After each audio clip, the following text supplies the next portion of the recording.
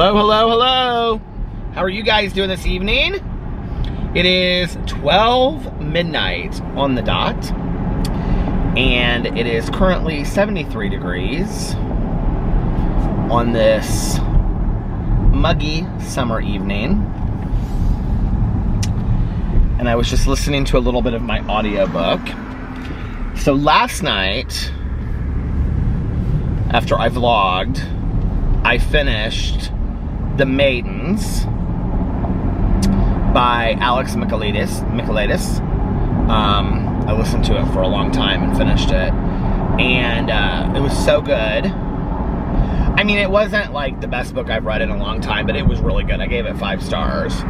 And it was one of my 2 book picks for Peter's book pick this month. And then I started the book that I'm listening to right now, which is The Final Girls Support Group by Grady Hendrix. It just came out yesterday. I love Grady Hendrix writing.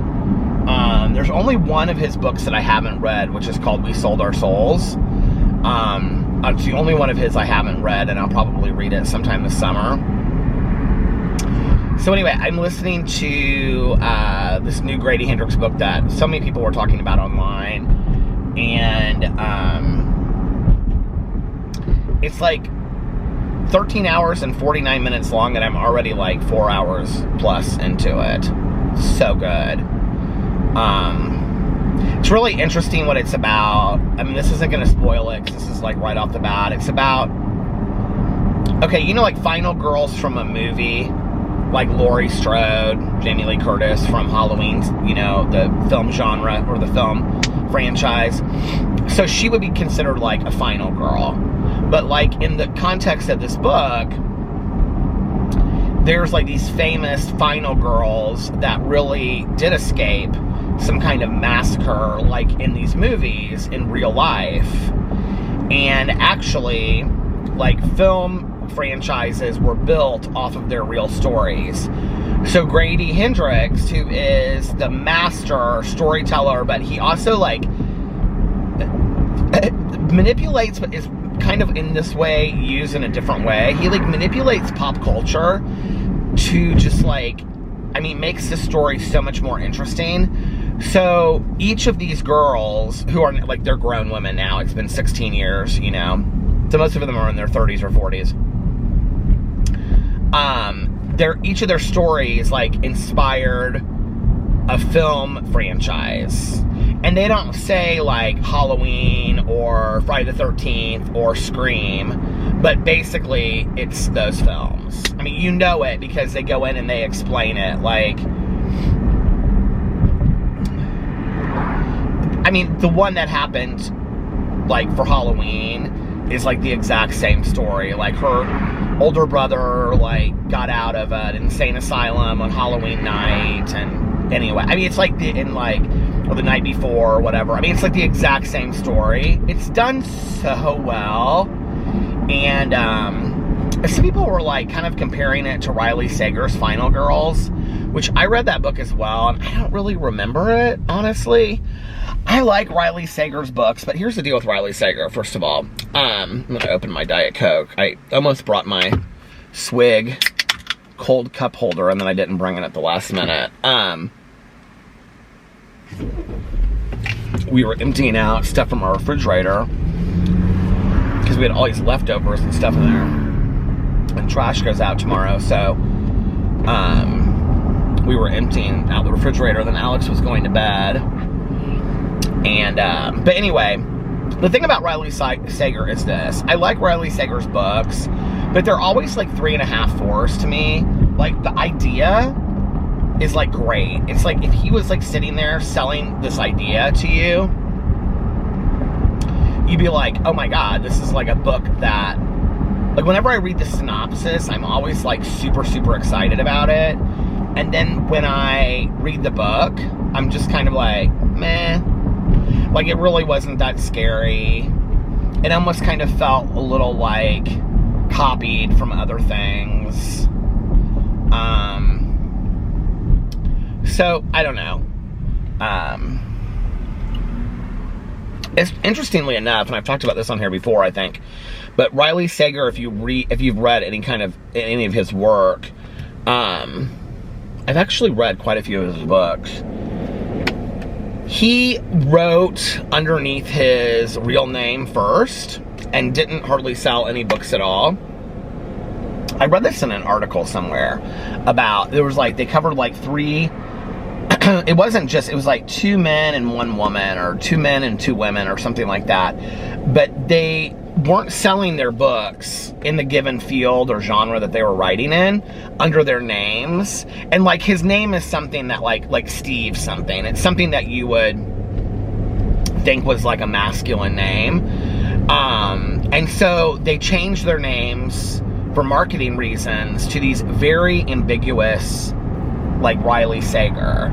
And I can't remember who the other ones were, but they write under these pen names, right? And they changed like the whole kind of marketing of the book. And like the whole article was very interesting. It was about how like Riley Sager's previous books were marketed towards like men, I guess, and that he changed.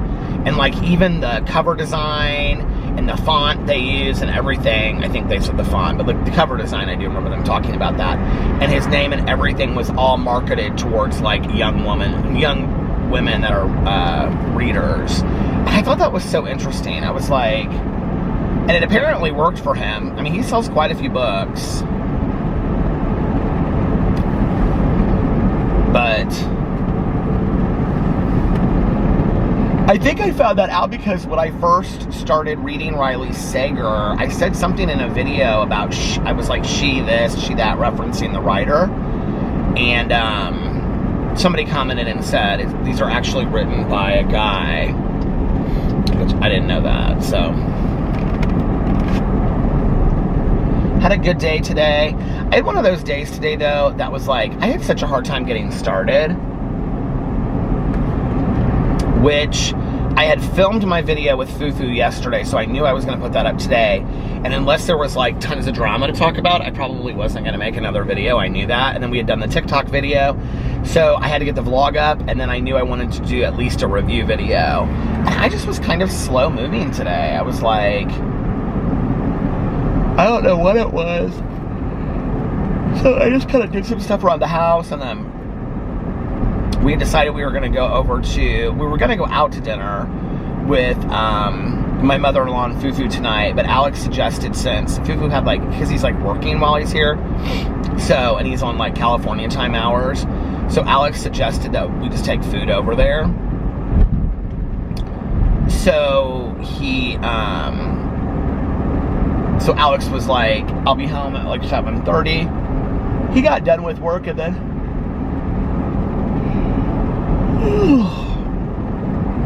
stopped by his friend's house just for a little bit, or her stepdad's house, and then he came home and he fed the dogs, took a shower, and then I was finishing some stuff up, and I was so into this book. Somebody is texting me like crazy. I was so into this book, I literally could have just driven around all night long and listened to this book. But anyway, he was super tired, so we went and picked up the food, and then while I was at home, I just got in my review video and stuff like that and was cleaning up a little bit of stuff. And so anyway, we went over to Alex's mom's house and just sat around, the 4 of us, and talked and ate. We got Thai food, so Alex's mom got sushi, Alex got lo mein and fried rice. He got some for tomorrow, I think the fried rice for tomorrow. I got veggie fried rice and veggie spring rolls, and Fufu got some chicken satay thing. I don't know how to pronounce it. Anyway, we just sat there and talked and laughed, and we had a good time for a couple hours. And that was that. And that was my day. It was pretty non-eventful. And Tanya texted me while I was over there. All right, she called, and I answered the phone right when we walked in. And then I said, let me call you back in a little bit. We won't be here. Because we didn't think we were going to be there that long. And then we ended up staying there until like 10:30. But so then when I called her, she texted me and she was like, I'm thinking about going to the pool tomorrow. And I was like, oh my God, I would love to go to the pool tomorrow, but I have a dental appointment in the afternoon, early afternoon, but still, I'm so not excited about it. I do not like going to the dentist at all. I don't want to go. Like, plus, I've been like having, like I said last night, like the weirdest like dreams and stuff. And I'm sleeping really deep. And I'm like, please, please, please do not let me sleep through this appointment.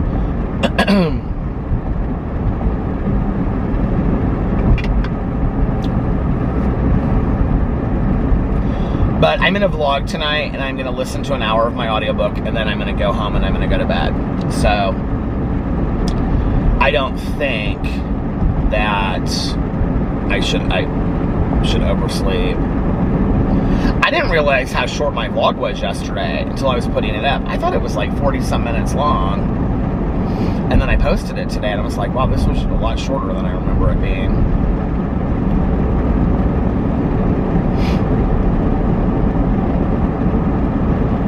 And I did a review, today of the wedding cake frappuccino, and then I didn't end up posting it, so I'm going to post that tomorrow. I thought I had posted it, and then by the time that, I don't remember why I didn't post it, because I got everything done right before we went to go to dinner. And then I was looking at it later, and I was like, oh my gosh, I didn't post this, so whatever.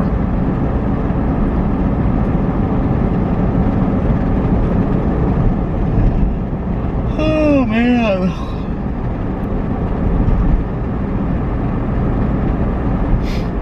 I feel like everybody that I know right now is, like, going out of town to, like, the lake and stuff like that. I feel like everybody that I know has like a lake house, like a family lake house, and everybody's going to their lake house, or they're renting a lake house, or they're going to the lake, or I feel like everybody's like, that's kind of an Indiana thing. It's like everybody in the summers goes to the lake and stuff. And I'm gonna pull in here and see who is texting me. Anyway, I feel like everybody is going out of town, and I'm like, when Alex is going out of town this weekend, and I'm like, I am gonna be here the whole weekend.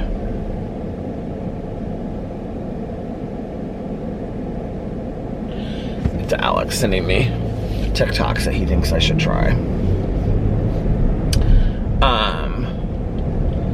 And I need to stay off of Amazon Prime, because I just was on the Amazon shopping and buying all kinds of shower gel, loofahs, lotion, all kinds of stuff.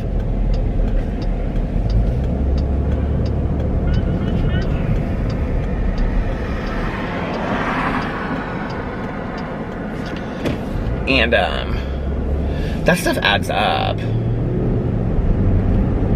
Do you guys follow people on Instagram, and then like you end up like going and looking at the stuff that they post and you end up buying it? Okay. So I have like 3 or 4 people on Instagram. I need to start doing this. I need to start showing the stuff that I buy. They don't have swipe up codes or anything. They just post it. So I have like 3 or 4 people that I swear, like everything they put, like they are like, oh, I live by this. Like I go and I buy it. And Robbie from Robbie Reads is one of them. And so tonight or today, he posted this shampoo. It was Bumble and Bumble shampoo. That was one of the things I ordered tonight. And conditioner. And then the other thing that he had on there was, oh shoot, when we were in the store, I asked her how to pronounce it, and she told me. It looks like L'Occitane. And because I was going to do one of the They have like the most amazing Christmas advent calendars, but they're super expensive. They're like $100. So anyway, and I just couldn't justify spending $100 on an advent calendar. Do you know they have Tiffany's advent calendars that are like so expensive? But anyway, and Neiman Marcus I think has one, and Cartier might have one that's super expensive. But anyway,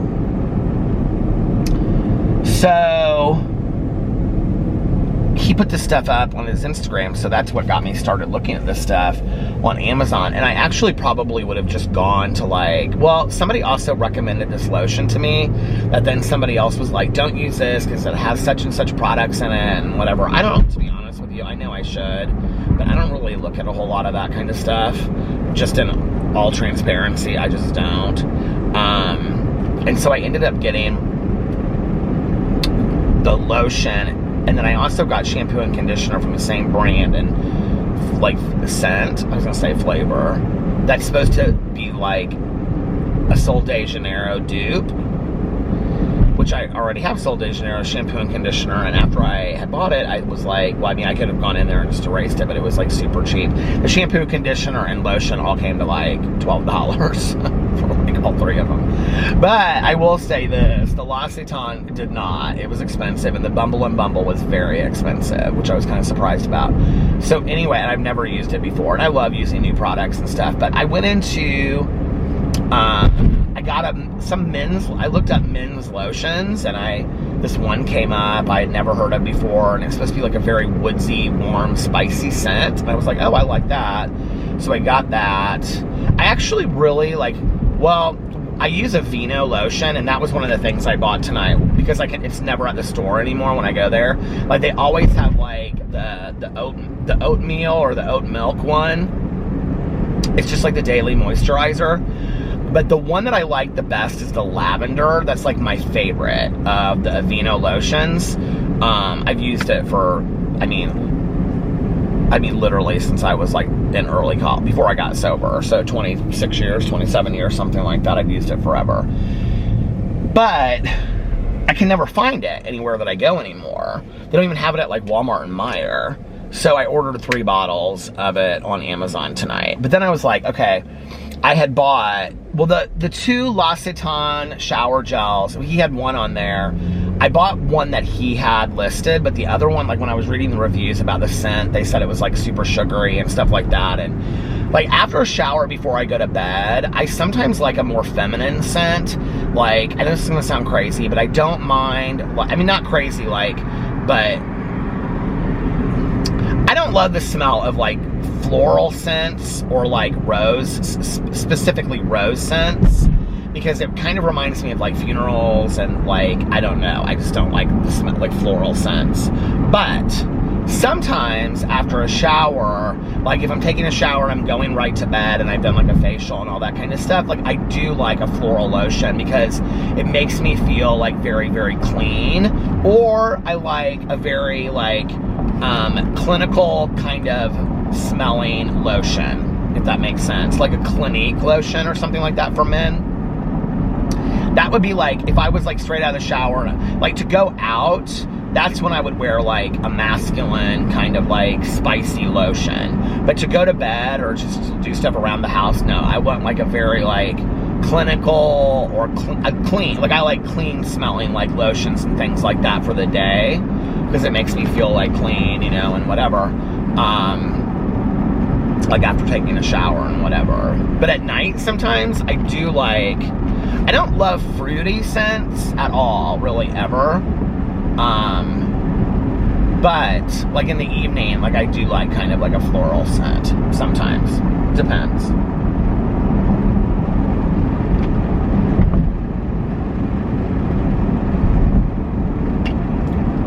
I bought this body wash and conditioner because it was like, I got these 2 things free when I bought some candles at Bath & Body Works. And it was like, I bought the shower gel and the lotion, and it was champagne toast because I love that candle.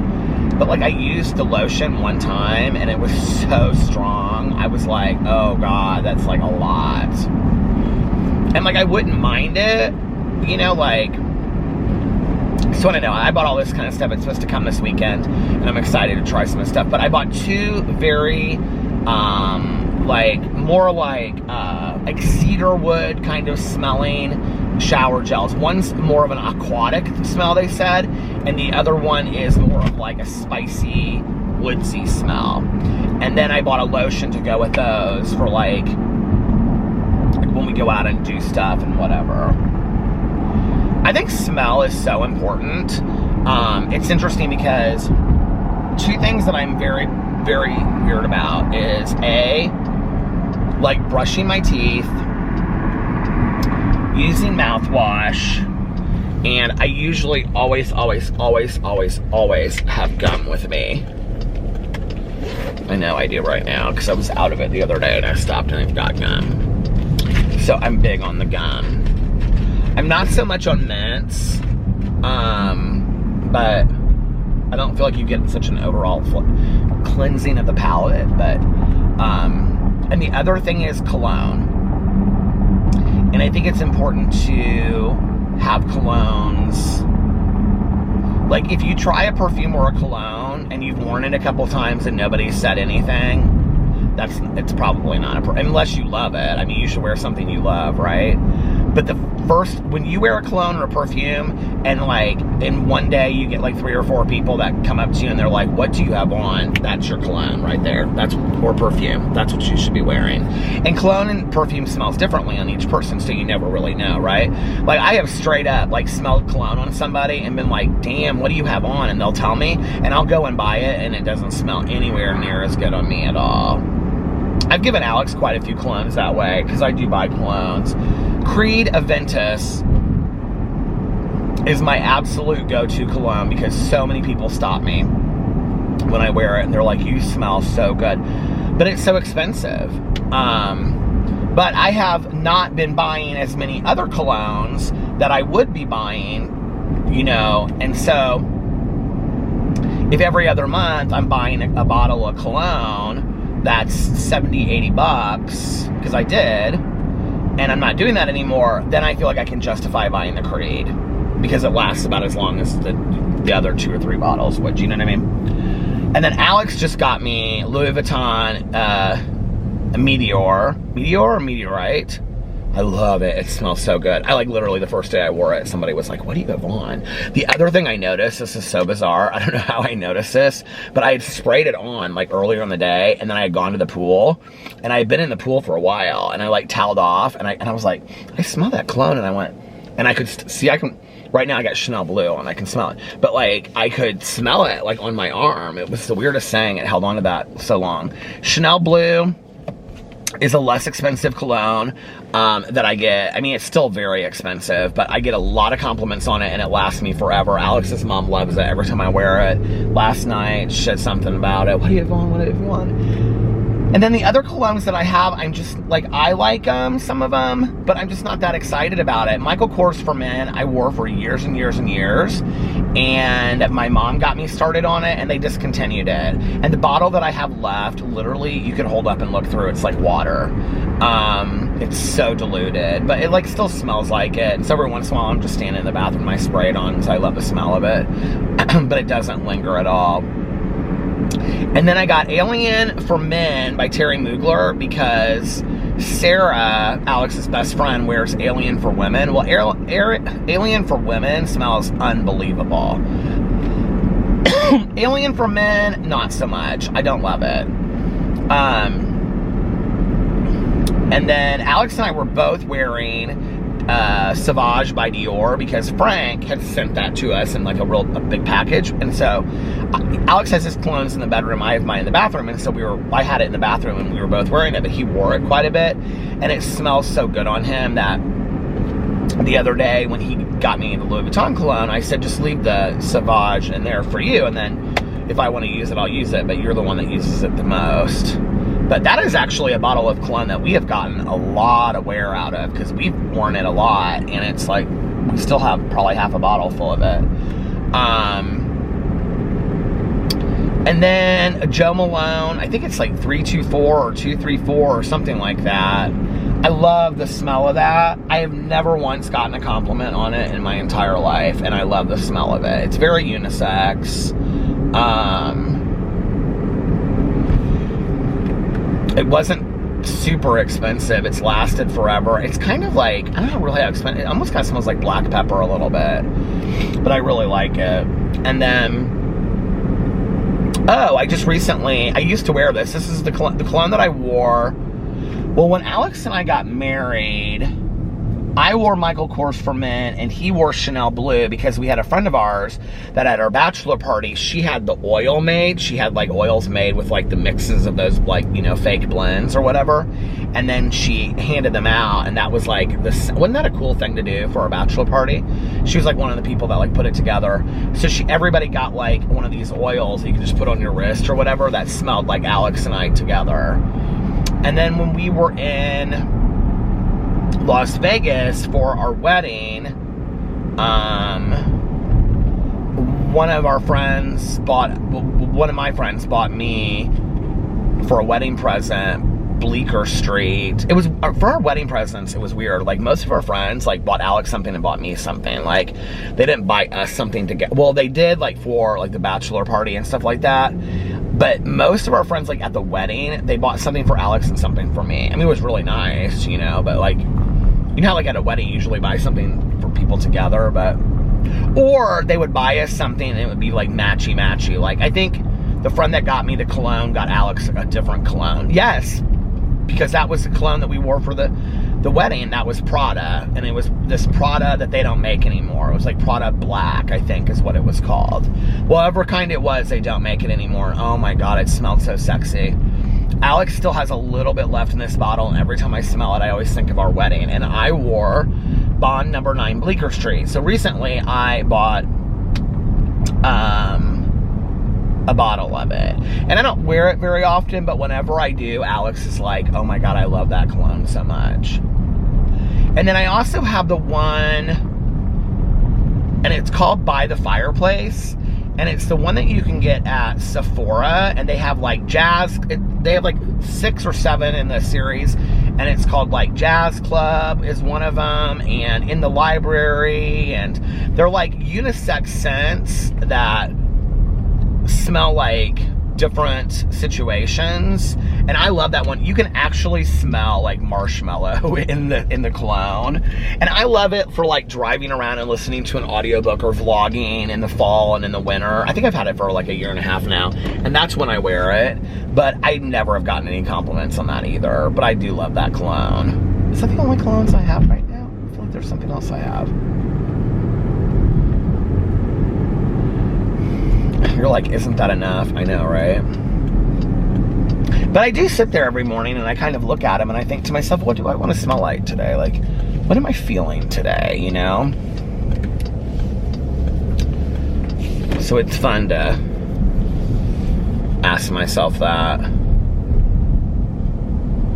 I mean, I know it's late, but I never see anybody sitting on any of these porches. I would be sitting on these porches every single night, like reading or watching a show or something. Is there somebody sitting on that park bench in front of the library? Oh my God, they're statues. That scared the hell out of me. I was like, who is sitting on those benches at the library so late at night?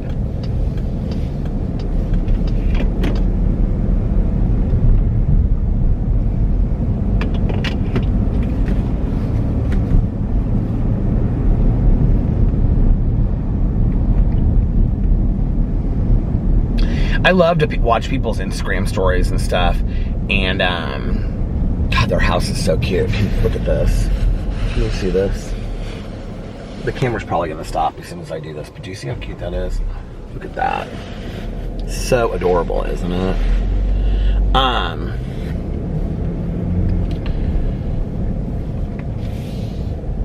I love to watch people's Instagram stories. I always say, like, I always think to myself, I'm gonna be better about my Instagram stories. Like, I'm gonna post a lot of what I'm doing. Would you guys like that if I posted more of like what I'm doing throughout the day on Instagram? I honestly don't think about it at the time, you know? I'm always like, oh, I should do this, and then like, while I'm doing something, I don't think about it, and then later I'm like, oh, I should have like been putting that on my Instagram story, or, you know, whatever, and I don't really remember to do it. like tonight with dinner, or just, you know, whatever, like whatever book I'm listening to, or I don't know, I just don't. And I'm very shy. It stopped. And I'm very shy about talking into my Instagram story. Isn't that so weird? Okay, I just want to tell you that. I don't want to turn around, but there was this picture, this huge painting, and it was this red canvas. It kind of looked like that, what's it called, portraiture? And the Friendly Lounge, that's what my friend was telling me about. The Friendly Lounge is the tavern that everybody goes to. Maybe it's just called the Friendly Tavern. But anyway, this painting had a sailboat, but it was like that, you know, like Surratt. It was like the dotted, what's that called? Portraiture? Is that what it's called? I remember having to do a painting like that when I was in high school, and I really enjoyed that.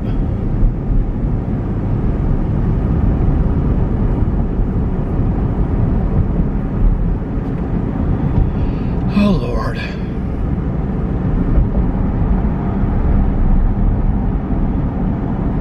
I don't know what is going on, but July is my month for books. Of just, oh, there was a Bub's cheeseburger place there. I am just like listening to the greatest books this month. And is that like a boat place? There's like water skis and stuff in there. I have just been listening to the greatest books this month. It's the craziest thing. Because I feel like I've been kind of like stuck a little bit prior to that. And not stuck necessarily,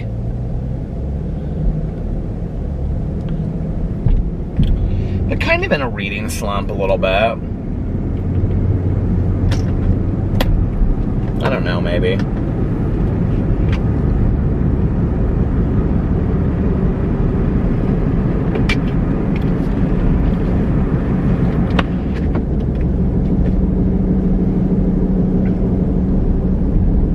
And then July hit, and it's just like I'm listening to all of these fantastic books.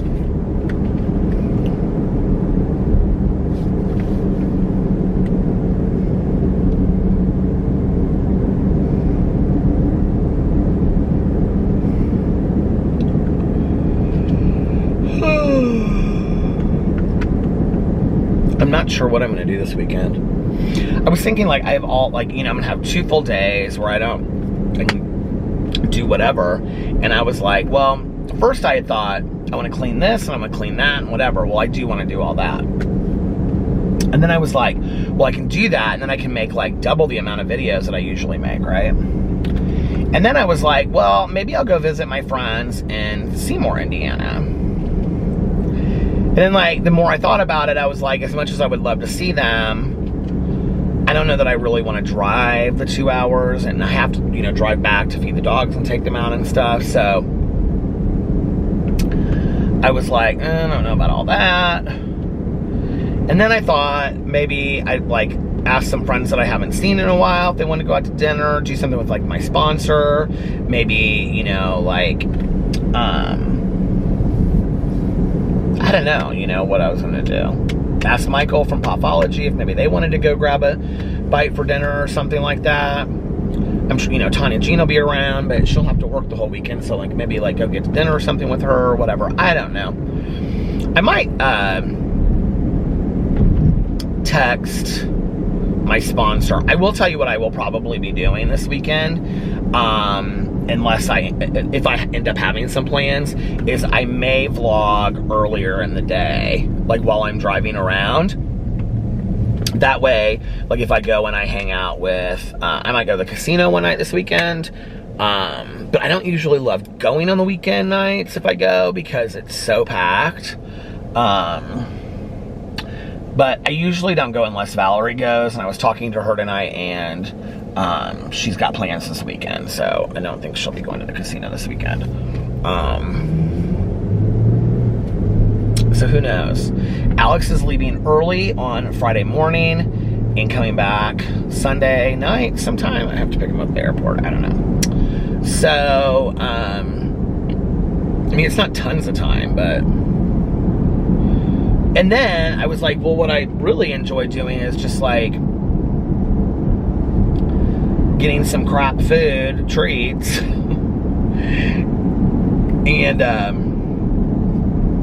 watching a couple shows on Netflix. I was like so excited to see this Black Widow movie. Everybody kept on talking about Black Widow, Black Widow, Black Widow, Black Widow, and I was like, oh my God, I want to see this movie so bad. And all I saw was like these two girls like on a motorcycle, and I was like, oh, it's gonna be some kind of like thriller kind of movie or whatever. This is how stupid I am, okay? And by the way, there was an incredible movie with Deborah Winger and Teresa Russell back in the day, and it was called Black Widow, and it was probably one of the finest movies I've ever seen in my entire life. I love that movie. And Teresa Russell played a literal Black Widow that like would marry men and kill them for their money. And Deborah Winger, did you guys ever see this movie? It is so good. She was, I was like, is it out of focus? Deborah Winger was the FBI agent that was like tracking her down. So anyway, but I was like so excited about this movie because I was like, oh, maybe it's kind of like that or whatever. And I saw these people talking about how they were watching it. And then I saw somebody post something about it being on the Disney Channel. And I was like, what's going on here? And I was like, it's a Marvel movie. Oh my God. I was telling Alex tonight, I was like, how am I so dumb that I didn't know that it was a Marvel movie? I don't have any desire to see a Marvel movie. No offense. My husband watches all of them too. I just don't know anything about the Marvel movies, and therefore, you know, so there's that. I won't be watching that this weekend. But I might be watching Legendary. I might watch a little Manifest. I might watch a little, well, I probably would watch Black Summer before I watch Manifest because I know that Black Summer is like continued and Manifest is not. Whenever I talk about it in a video, people are like, what are you talking about? Like, Manifest is still going on. No, Manifest has been canceled, okay? Like, there have been 2 seasons of it, and it was canceled after the 2nd season. It was on a different television channel, and then now it's on Netflix. It's still trending after weeks at number 2 on Netflix in the United States. Why Netflix chose not to pick this show up, I have no idea. But Netflix decided not to pick up Manifest. Therefore, the director is shopping around trying to do a 2-hour finale that he can film to tie up like all the loose ends of what happened on the show. And I've said this before and people are like, what? No, Manifest is still on. No, it's not. Google Manifest canceled and you'll find all the information you need to know. No, Peter, I think you're wrong. Okay. Let me know how it is 3 seasons from now then. But, so I want to watch. Well, I mean, I've got so many damn shows to watch. I got a list a mile long in my phone. I don't even know. I couldn't even tell you what the shows are. And I think the final season of Wentworth should be coming out here soon. Which, in all honesty, like, I'm sad it's the final season, but at the same time, like, I was telling Tanya this the other night, like, I really, to be honest, well, how can I say this in a way that won't spoil it for anybody? There's a character on Wentworth that I, honest to God, I literally cannot stomach their entire storyline. And I know that their storyline is so pivotal to the entire, I mean, and this is not a good person on the show, okay? Not a nice person. I know that their storyline is so pivotal to the entirety of the show, but at the same time, it's like, did we really need to have this person back for our final season? Like, really? Really? Like, y'all killed B off after what, 2 seasons? Like, maybe they put her on witness relocation somewhere. Bring her back, you know what I mean? Like, it's always like they'll, and it's, I don't, like, love this. I mean, I understand, but, like, I have to say, Wentworth is one of those shows that makes me so tense to watch. Like, I can't not watch it because it's so fantastically done. The actresses on that show, I mean, the actress that plays Boomer, like, have you ever seen her in real life? Like, she doesn't look anything like she looks on that show. the actresses on that show are literally like unbelievable actresses. The storyline, the writing, the storylines, the writing. I mean, it's just all of it done so well. You know, the one that plays Vera, the warden. I mean, and actually the one that plays Joan Ferguson. I mean, she and the woman that played Vera in real life are good friends. Did you guys know that? So she like is an unbelievable, she's like a stage actress. These actresses are unbelievable. But that show, to watch it, makes me so incredibly tense. Like, I tell Tanya's like, yeah, I watched 5 episodes last night. I'm like, girl, I don't know how you did it. She's like, what do you mean? I'm like, I cannot just sit there and watch it. Like, I'm like, it is like, I don't bite my nails, but it's like literally a nail biter. Now, for all those people out there, I'll be like, Peter said he doesn't bite nails, but on December 4th of 2018, he was biting his nails on a video. I do sometimes bite the edges of my nails like this, but I'm not a nail biter. I used to be, though, but I'm not anymore. Who texted me? Fufu's girlfriend. I wonder what she is. She's probably finished watching our video. But anyway, yeah, I love that show so much, Wentworth. I should let you guys vote on the show that I'm going to watch this weekend. Put in the comment section below the show on Netflix or Amazon Prime or the Hulu that I should binge watch this weekend. Well, I'm taking shows off my list too. Like Lovecraft, whatever that was called, that Alex loved that show so much. They're not renewing it. They only got 1 season and they're not bringing it back. So I'm not watching that show. I was excited to watch that show, but I'm like, I'm not watching that show. And them, I think, did not get renewed either. And I wouldn't watch that had I not started it. But I started it and it is so good. All these people talking about how it's not that great of a show. I don't know what you're talking about. It is. You want to talk about acting. It is so incredibly well done. Okay, let's see what everybody is texting me because my phone is going off like crazy.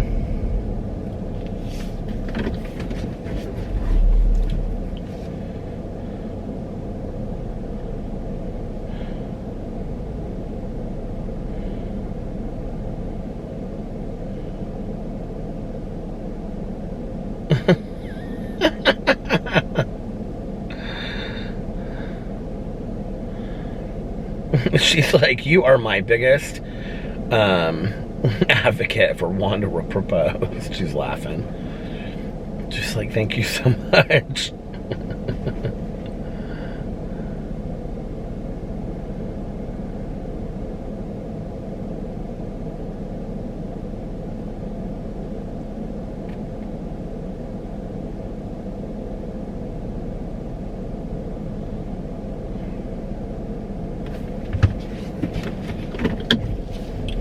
It's hard, like, you know, when you've been in a family just a couple years or whatever.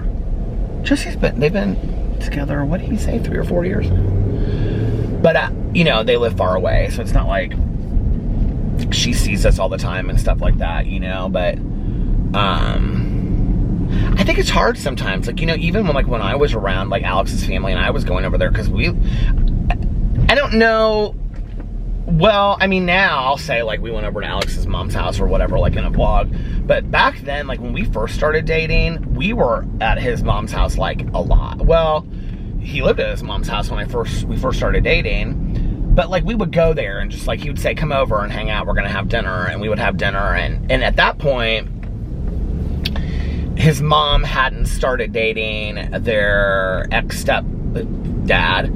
And so it was just Alex and Fufu and his mom. And so when I would go over there, it would just be Alex and Fufu and his mom and me. And, you know, we'd have dinner and we'd watch a movie or whatever. I mean, that was like, because our lives were just like so mundane, you know. It was like work, watch a movie, go to bed. I mean, that was like really literally it. And so we would go over there and we would have dinner. And, you know, sometimes we would go work out and then go over there and have dinner and watch a movie, and then Alex would come back to, you know, the condo and stay with me. And then I'd take him to work the next morning or whatever, because he didn't have a car at the time. He just got into a horrible car accident before we met.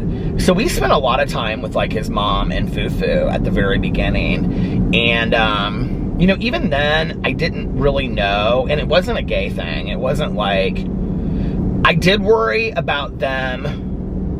I really worried about his mom, because she was such a devout Catholic, and it was never like she was like, oh, don't say the word gay. I mean, she knew, I knew she knew what we were right from the beginning. I knew that she knew we were dating. She would say things about, you know, she would introduce me to her friends as Alex's boyfriend. It was never anything like that. It was never like she was embarrassed of it or ashamed of the gay thing. I just didn't know.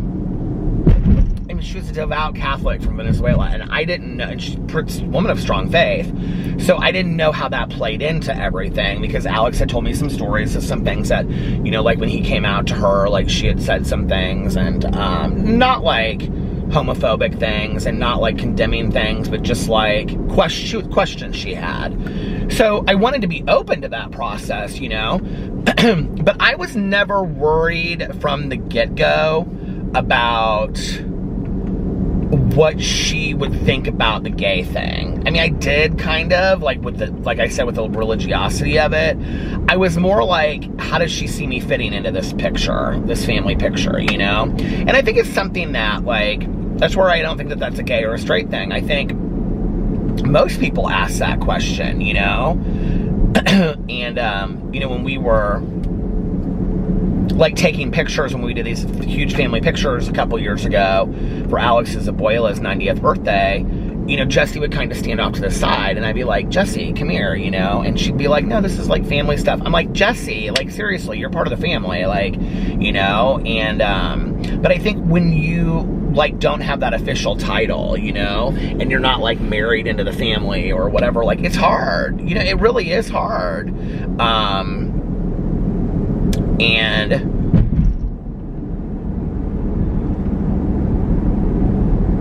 I can remember there were a couple times at the very beginning when, like, there'd be, like, a bunch of people over, and, like, somebody would take a picture or whatever, and it wasn't just family, but it would have been people that, a lot of the family to Alex and his mom and brothers and stuff are people that have just, like, they've known each other since, like, they moved here, like, you know, and so Alex has known him since he was 12, and people that are very important to all of them. And so they would all take a picture together, you know, and I'd be the one taking the picture, you know, and it kind of hurt. It kind of stung a little bit, kind of like, well, I'm not part of it. And I can remember, I think it was like the first Christmas that we were together, maybe. That first Christmas. And Alex's mom was like, no, Peter, you have to be like, you have to get in the picture, and like your family too. And she said it, like your family too, you know? And his mom has always been so fantastic to me, because I think that she knows it's important to me, that she always says to me, I'm your mom too. She always says that. And I feel so blessed for that. But the thing is, like, and I don't talk a lot about this on here, like, if I ever had an issue with Alex, or if I ever had an issue with Alex's mom, which I really never have, or if she ever had an issue with me, or if she would just be like, I don't really understand what Peter meant by that, or if I would say something like, your mom kind of, you know, whatever, he'd say, well, you need to talk to my mom about that, you know? So I would say in the 13 years that we have been together, almost 13 years, there's probably been 2 occasions on either side where, like, 2 things that she was like, had an issue with me, and 2 things that I had an issue with her, where Alex was like, to me, don't bring it to me, go talk to my mom. And then, you know, to his mom, he'd say, don't bring it to me, you need to go talk to Peter, of which we did. And I don't know if it's because I'm older and she and I are closer in age, or what the deal is, but we have developed such a fantastic relationship that we, like, you know, talk to each other on the phone, and she asked me for life advice, and I asked her for life advice, and so I feel very grateful for that. It's a different kind of relationship, I think, especially since she's been single the last couple years, I think she's really leaned on me a little bit as far as like asking for advice or what. She's a very independent woman. I mean, she's helped me with a lot of things that I didn't know, you know? And I don't know. She's such a cool woman. And I just feel so blessed to be part of that family, and I want Jesse to feel the same way, because I think it is hard sometimes. You don't really know, like, you know, not just with that, but with any family. I am so weird about that stuff. Like, first of all, I have this incredible social anxiety, right? But on top of that, I have this, I think I only have, like, the 2 batteries I have in here, I think are, like, dead. I'm not sure, but I don't know. So I'm hoping that it doesn't die soon. But anyway, ow! Damnation. I mean, it's not going to go much longer because it's already at the halfway mark. But, you know, like, okay, with Tanya, like when she's had family stuff and she's invited me, today I go. But back in the day, I feel like I don't want to be intrusive. Like, this is Tanya's family stuff. I'm telling you, like, I had been friends with Tanya 20 years. You know, 18, 20 years, and I would feel like I don't want to be intrusive. Like, this is her family stuff. And then later she would say to me, it really kind of hurt my feelings that you didn't show up. And I'd be like, well, I knew it was just your family stuff. And she's like, Peter, you're my family. Like, literally, you're my family, you know? And so then I did start showing up. Even with my cousin Caroline, it's like, you know, I know she has her own little unit with her husband and her son and her stepsons and stuff. So there would be times that I feel like, you know, whatever. And it was interesting because, like, 2 times ago that we were over there, no, Christmas, when her one stepson was visiting, her other stepson said to me, like, you're going to come with us. They were going to that golf place. I can't remember what that golf is. What's that place called? Where you know, that big place that's real high and they have, like, restaurant and stuff in there. But anyway, he's like, you're Topgolf. He's like, you're coming with us to Topgolf, right? And I was like, I mean, we can if you want us to. And we didn't end up doing it. I don't know why. Caroline didn't even end up going, but it was like real cold that day or something. But, like, since Christmas, like, we've done quite a few things with them. And Caroline and I talk on the phone all the time. And so anyway, we were playing, what do you call it? Where you throw the bags. I can't think of it. In other places, they call it bags. Whenever I say that to Caroline's husband, he about goes crazy. But anyway, cornhole. And we were playing cornhole, and her stepson was like, we love doing stuff with you and Alex. Like, we love playing games with you. We love going out to eat. Like, we need to start getting together, all of us, more often, because it's just us. And I was like, yeah. And he's like, no, Peter, like, we need, because his mom lives in Pennsylvania. And he was like, no, Mom, or Peter, like, we need to get together. Like, it's us. Like, this is just our family on this side, and we have so much fun, you know? But I felt like for a long time, like, I just felt like that was their family, and I didn't want to intrude on it. It's hard being an only child because I was kind of raised with that mentality, you know? And I think that's part of my... I swear to God, I just saw somebody in the Taco Bell walk over to the drive-thru window, or the drive-thru sign, and turn it off. Is that like an actual sign that you turn off? I don't know why that cracks me up. I don't know why I know. That's something that I'm like, wow, did I just know that? But, it's hard as an only child because you feel like any situation, you know, I would call friends and I would say, like, when I was a little kid, you know, friends that, like, on the street, or, you know, tennis friends or whatever, and I'd say, do you want to come and play? And their moms would be like, no, they can't today. They're too busy doing family stuff. Well, I wasn't, because my family was me and my mom, you know? And I can remember walking into the kitchen and I'd be like, you know, my mom would be like, could they not do anything? And I'd be like, no. And she'd be like, do you want to call another friend? And I'd be like, I don't have any other friends. But she knew that. My mom was so good when I was a kid. She really kept me entertained. You know, I look back on that and I think how hard that would have been. I just don't know how she didn't know that I really didn't. I mean, like, I'm talking like I maybe had like 1 or 2 people that I, like, hung out with ever on the street and called, and, you know.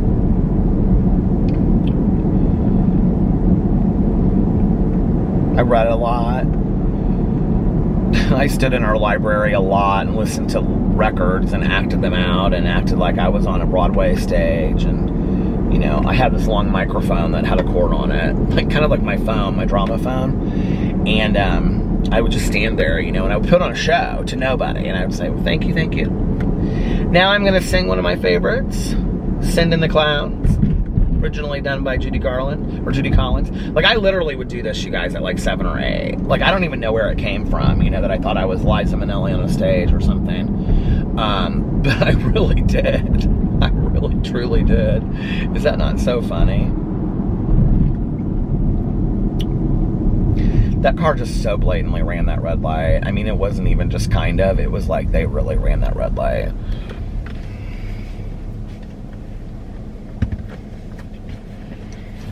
I put together these elaborate puppet shows that didn't even just have puppets in it. They had all of my stuffed animals and everything. I'm sure the shows didn't make any sense whatsoever. Most kids' puppet shows are probably about, like, you know, let's go find some monster in the woods. I'm sure mine had, like, divorce and all kinds of business in it. Being that at night I was watching movies like The Way We Were with my mom, who'd smoke one cigarette after another while she was having a martini for 2, and I was sitting there eating a bowl of popcorn, you know. As Barbara Streisand cried, my mom's bawling her eyes out, and I don't get it, but I know enough to be sad. I mean, that is the truth. That was my childhood, you know. And I loved every minute of it. I really did. I think it's so funny, though, the amount of times that my mom and I watched The Way We Were. But she found out that a babysitter one time, like, the babysitter said, can Peter go to, like, a movie with me and my family? Because my mom had something she was doing. And she was like, yeah, that's fine. And I can't remember what movie they told her that we were going to. It was like, she's like, well, it's going to be a PG-13 movie. Do you care? And she's like, no, I don't care, you know. And I can't, because my parents were like, they did not, like, censor. They would sit there with me and they would watch, like, if it was like a movie. They did not, like, they would sit there and have conversations with me about whatever we would watch. The one thing they didn't like me watching was, like, overabundance of violence. That was the one thing they decided when I was growing up. They didn't want me to see a lot of violence. So this babysitter of mine, she and her parents took me to Kramer versus Kramer, and my mom found out, and she went crazy. She went berserk. She was so mad. She was not happy. And that was like during the time that my parents were going through a divorce. I don't even remember seeing the movie. I don't think to this day I've seen that movie. I may have. I mean, I remember it was with Meryl Streep and Dustin Hoffman, but I don't really remember a whole lot more than that. But I remember my mom watching all these movies back then. Like, she had a problem with that, but, like, she didn't have a problem with me watching Jane Alexander and An Unmarried Woman. I mean, have you ever seen that movie? It's about a woman that goes through a divorce, and she dates these 3 different guys that basically take her through different phases of her life. Like, one's an artist, it's like Jackson Pollock. Another one's like an attorney, and it's like her figuring out who she is. And she's going through therapy. I can still, in my head, see the therapist sitting on the floor on this pillow. And then she watched, like, Shoot the Moon with Diane Keaton and, Albert Finney about, Albert Finney was this novelist who was cheating on his wife. And I remember this line from when I was a kid. Maybe I just, like, crawled in the floor and, like, watched it on the floor. And my mom was like, I was supposed to be sleeping. But I remember that the line is, the kids all leave to go to school. And she said something, he's talking to somebody on the phone, and she goes, who are you talking to? Oh, the battery's about to die. And he goes, nobody. And she goes, was it your lady friend? And he goes, my what? And she goes, your lady friend. And he goes, what is that? And she goes, it's like effing, but you don't tell anybody. I remember that from when I was a kid. I do. Oh my God. And my mom had a problem with Kramer versus Kramer. Seriously, Mom? I mean, come on. Anyway, all right, well, my battery is dying, and I don't think these batteries are charged, and I want to listen to a little bit of my audiobook before I have to go home and go to bed. Oh my God, it's right at 1 o'clock. It's been almost exactly an hour, so I'm going to get off here now before I have to go to my dental appointment tomorrow. ya. Wish me luck. Send me lots of prayers. By the time you see this, it'll be over. Anyway, if nobody else has told you this today, I love you. Be kind to one another. I love you guys, and I will see you tomorrow. Bye. Love ya! And one more, I love you. I love you guys. I'll see you tomorrow. Bye. Love ya.